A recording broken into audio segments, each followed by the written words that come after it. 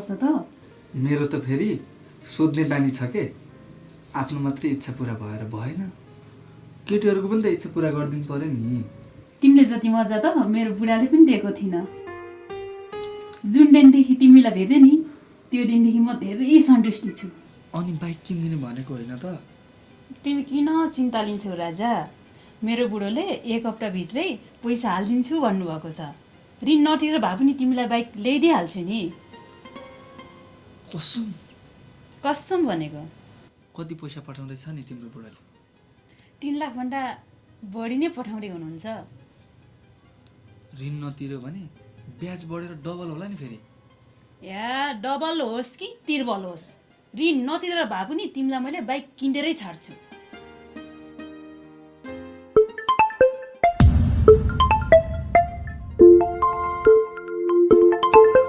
ला मेरो सासूको फोन आयो, तिमी चुप लाग है। हेलो, 1 घन्टामा आउँछु भनेर निक्ल्यो कि त अहिलेसम्म कहाँ मरेछ? बाटोमा साथी भेटे, चिया खाएर जा भनी, अनि चिया खाएर एकछिन बसे कि। एकछिन रे, मैयामै घरबाट निक्लेको 5 घन्टा भइसक्यो। चिया खान त्यत्रो टाइम लाग्छ है तँलाई? को साथी हो तेरो त्यो? सँगै पढेको साथी अनिसा मेरो बेस्ट फ्रेन्ड हो।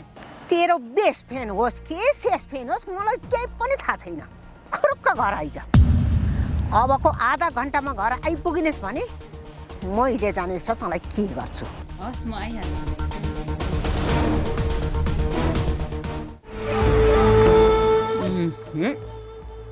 मलाई यसको चालामाला ठिक लागेन। कहीँ न कतै यसको पक्कै कुनै केटासँग गडबडी छ। अनि पो मलाई अनेक थरी भनेर टारेकी छ। खर त आइज, मैले तँलाई के गर्नुपर्छ राम्रोसँग थाहा छ। अब म जान्छु ल, नत्र मलाई सासूले मार्छ। हस्, अब हामी कहिले भेट्ने? या तिमी टेन्सन नलिग न, म कल गरिहाल्छु नि। तिमीलाई इच्छा लाग्यो कि मलाई भेटिहाल ल, तिम्रो इच्छा म मजाले पुरा गरिदिन्छु। हुन्छ कि हुन्छ, मेरो इच्छा पुरा गरिदिने पहिलो व्यक्ति तिमी त हो नि। मैले तिमीलाई छोडेर कहाँ जान्छु त? ल ल छिटो जाऊ, फेरि सासूले कराउनुहुन्छ। ल म गएँ ल। हस्।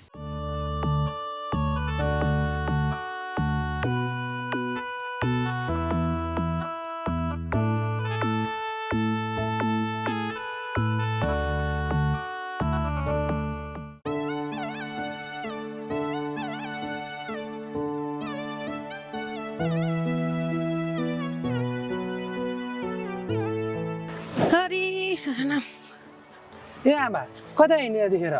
कहाँ हिँड्नु नि मोरा, त्यही तल साइला कहाँ हिँडे कि। अनि आमा भाउजूको के चाल खबर? मेरी आम्मै तेरी भाउजूको के कुरा गर्नु। बिहानदेखि घरबाट निस्के कि ऊ यति बेर भइसक्यो अहिलेसम्म घर आएकी छैन। मलाई पनि यो भाउजूको चाला मलाई ठिक लागेको छैन है आमा। ए बाबु भन् त, छोरो विदेश गएदेखि मलाई पनि कता कता शङ्का लागिरहेछ। तँलाई केही कुरा थाहा छ त्यसको बारेमा? म त जहिले त्यो टेन्सनसँग हिँडेको देख्छु, तर के गर्छ कसो गर्छ मलाई थाहा छैन। ए भनेपछि त्यो टेन्सनैसँग पो सल्केकी रहेछ। आज मैले जानेकी छु त्यसलाई। तपाईँ त कडा हुनुहुन्छ आमा, फेरि केही नगर्नु होला नि। ए बाबु होइन, आजकल त अचम्मै पो हुन लाग्यो त। छोरा मान्छे त विदेश जानै नहुने भयो। यता बुढी अर्कैसँग सल्किने भए। सबैको बुढी त्यस्तै हुँदैन नि आमा, कोही मात्रै हो कि त्यस्तो। ए ल ल हुन्छ आमा, हजुरले मैले भुलाएँ, जानुहोस् ल। ल ल मलाई पनि ढिलो भयो, जान्छु। बेबी घर पुग्यौ? छैन, म बाटोमै छु। अब एकछिनमा पुग्छु। फेरि त्यहाँ अर्को केटा भेटेर दायाँ बायाँ गर्ने होइन नि? तिमीलाई मेरो विश्वास लाग्दैन है? विश्वास त लाग्छ नि, त्यही विश्वास लागेको भएर दायाँ बायाँ नगर भनेको नि। अब मेरो मनको इच्छा सबै तिमीले पुरा गरिने भएपछि म दायाँ बायाँ किन लाग्ने हो र? स्याबास, केटी भनेको त तिमी जस्तै हुनुपर्छ। एकजनासँग माया प्रेम बसिसकेपछि अर्को हेर्दैन हेर्ने। जेनिसा पो हो त, यो जेनिसा चान्चुने कहाँ छ र? ल ल बेबी छिटो घर पुग, त्यहाँ सासू कडा छिन्, फेरि कराउनुहुन्छ नि। हस् bye. Okay baby, bye, I love you. I love you to.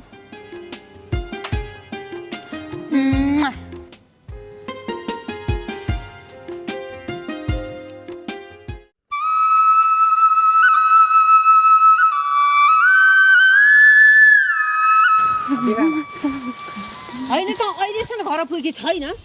बिहान निस्के कि मान्छे यतिखेरसम्म लहर हिँडिरहेछ भने सँगै पढेको साथी भेटेको थियो कि आमा, चिया खाएर बस्दाखेरि हल्का लेट भयो क्या। चिया खाएर बसिस् कि के खाएर बसिस् मलाई राम्रोसँग थाहा छ। धेरै नडाँट। ल टेन्सनसँग बसेको कुरा थाहा पाइसिन् कि के हो? धेरै नडाँट पो भन्छन् त। होइन के सोचे कि केही होइन आमा। तेरो निको चाल्ची छैन है। मलाई ढाँटी होइन कुन चाहिँ नाठोसँग भेट्न जान पर्यो कि छस् भन् त मलाई। के नचाहिने कुरा गर्नुभएको क्या आमा? थाहा छैन भने के होलिस्? तेरो सबै कुरा बिस्तारै मलाई थाहा हुँदैछ। थाहा हुँदैछ? होइन मेरो बारेमा के कुरा थाहा पाउनु भयो? अझै सती सावित्री बन्न खोज्दैछस्? मलाई पख्न छोरालाई फोन गरेर तेरो सबै कुरा नभनी कहाँ छोड्छु र म? अनि देख्छ 3 तोरीका फुल। नचाहिने कुरा नगर्नु है आमा। अझ नचाहिने कुरा भन्छस्? उता चाहिँ मेरो छोरो विदेशको ठाउँमा परिवार पाल्नको लागि मरी दुःख गरिरहेको छ। अनि त चाहिँ यहाँ दुनियाँभरको नाठो खेलाउँदै हिँड्छस्? बुढी माउ को नाठोसँग हिँडेँ म? परिलाउनु पर्ला नि फेरि। सासु हो भन्नेमा जे पाटे आरोप नलगाउनु। ए बुढी माउ रे? ओइ तैँले कसलाई बुढी माउ भनेको हौ मलाई? तेरो बुढी माउ हो। सासूसँग बोल्ने तरिका यही हो तेरो। नाठोसँग नलायो भने कहाँ जान्छस् त दिनभरि त? देखेको छौ म बाहिर नाठोसँग लाग्यो? मैले देखेको र सुनेको एउटै हो, बराबर हो। हो त मुख पोखिरहेको छ है?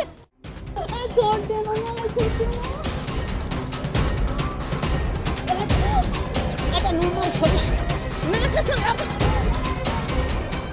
मसँग त नाठोसँग लगी नाठोसँग छैन भने चुप गर्छस् मलाई।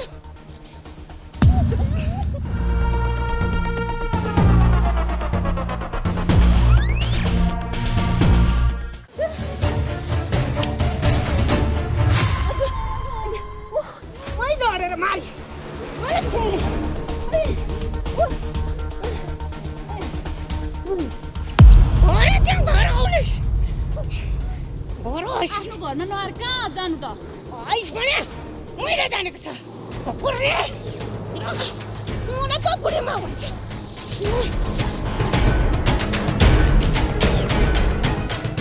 होइन यो बुढी माउले कसरी थाहा पाए?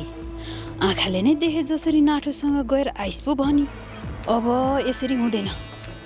बुढाले पैसा पठाउने बित्तिकै त्यही पैसा लिएर टेन्सनसँग हिँडिदिन्छु, जे पर्ला पर्ला। हेलो आमा, सन्चै हुनुहुन्छ? ठिकै छु बाबु। अनि तँलाई कस्तो छ त? म पनि ठिकै छु आमा। अनि बुहारी कता छिन् त? बुहारीको के कुरा गर्नु छ र? तँ विदेश गएदेखि त्यसको निको चालै छैन। किन के भएर आमा? अब कुरा गरौँ भने आफ्नै बुहारीको कुरा काटे जस्तो हुन्छ।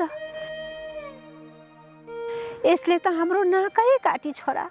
छिटो भन्नु न के भएर? नाठोसँग लागेर गाउँभरि मुख देखाएर हिँड्नै नसक्ने बनाइ यसले। खै बुहारीलाई फोन दिनु त म कुरा गर्छु। माइत जान्छु भनेर निस्के कि 3-4 दिन भइसक्यो।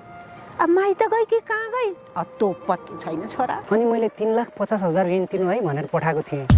ऋण तिर्यो त? मलाई के थाहा बाबु, मलाई के थाहा? अब मेरा हातमा पठाएको भए पो मलाई थाहा हुन्छ। त पनि उस्तै छस्। अब मेरो विश्वासै गर्दैनस्। आमालाई 50,000 दिनु, 3 लाख चाहिँ ऋण तिर्नु है भनेको थिएँ। तपाईँलाई 50,000 दियो त? 50,000 रे? लौ न 50 रुपियाँ त देखाएकी छैन मलाई। अब कहाँबाट 50,000 दिनु नि? भनेपछि त्यसले पैसा पठाएको समेत थाहा दिएन होइन? मलाई त लाग्छ बाबु तैँले पठाएको पैसो नाठोलाई खुवाएर सिद्ध्याइ त्यसले।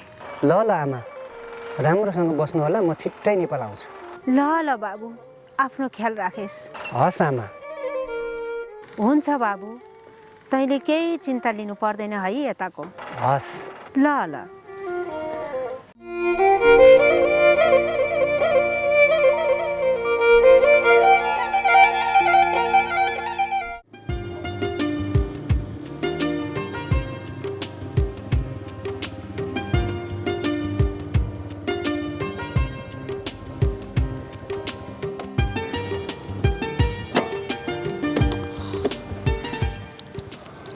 बेबी म आज यति धेरै खुसी छु नि तिमीले मलाई यो नयाँ बाइक किनिदिएर मेरो सपना पुरा गरिदिएकी छौ ए हो र तिमीले पनि त मेरो हरेक इच्छा आकाङ्क्षाहरू पुरा गरिदिएका छौ नि अनि मैले पनि तिम्रो सपना पुरा गर्नु पर्यो नि त हो नि बल्ल तिम्रो र मेरो जीवन सुखी अनि खुसी हुने भयो बरु हामी छिट्टै बिहा गरौँ न त्यो अभागी बुढो विदेशबाट आयो भने सबै काम बिग्रन्छ हाम्रो अहिले नै गरिहाल्ने र के हामी बुढाबुढी भइसकेपछि त दुनियाँले कुरा काट्न सक्दैन नि त हुन्छ म तिमीलाई आजै मन्दिरमा लगेर सिन्दुर हालिदिन्छु त्यो पनि अहिले नै जामिन हस्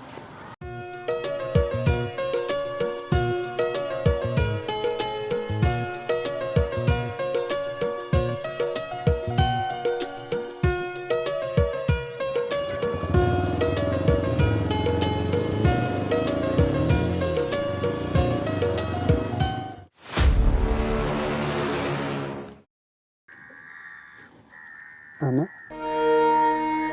यो विदेश जाने छोराहरू कति अगाडि हो आफ्नो परिवार पाल्नको लागि विदेशमा गएर कति दुःख गर्छन्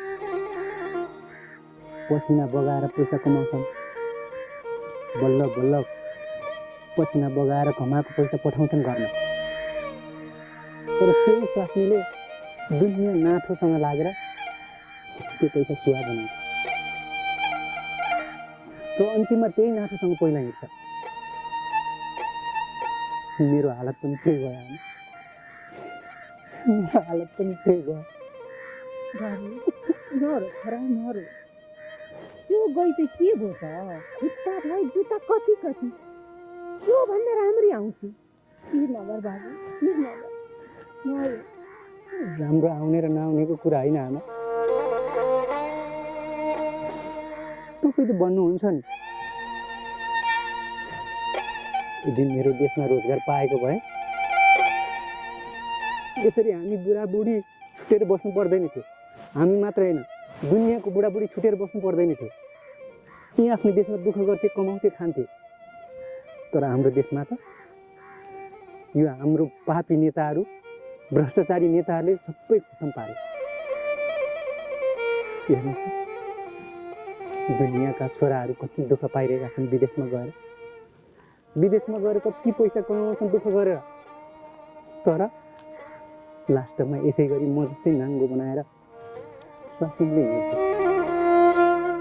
अब के गरौँ म भन्नु त आमा बोलाएर बस्ने केही नगर्ने बाबु त्यसको चिन्तै नगर मर्दाका 10 वडी हुन्छन् आफ्नो छोरा मान्छेको कर्म भनेको त अब विदेश पनि जानुपर्छ जहाँ पनि जानु कर्म त गर्नु पर्यो बाबु तर मर्दो भएर हिँड्न तार्नु हुँदैन छ चुप लाएर त्यसको चिन्तै नगर हिँड्ने त सक्यो त हुन्छ आमा अबदेखि म यो स्वास्थ्यको कहिले पनि चिन्ता गर्दिनँ म नेताहरूलाई भन्न चाहन्छु सुन्नुहोस् नेता हो भ्रष्टाचारी नेता हो तिमीहरूले गर्दाखेरि म जस्तो नेपालीहरूले धेरै दुःख पाएका छन् अब पनि तिमीहरू सुध्रेनौ भने जनताहरूले जिउँदै जलाउँछ बुझ्यौ अब तिमीहरू सुध्रिनु पर्छ ठीक भने मेरो छोराले